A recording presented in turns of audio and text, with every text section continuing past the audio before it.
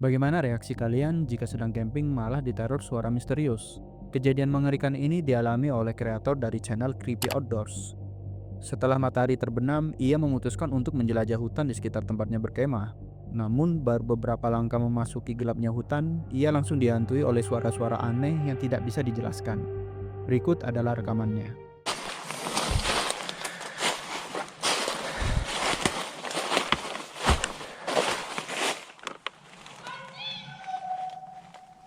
Oh, fuck. Oh, hi.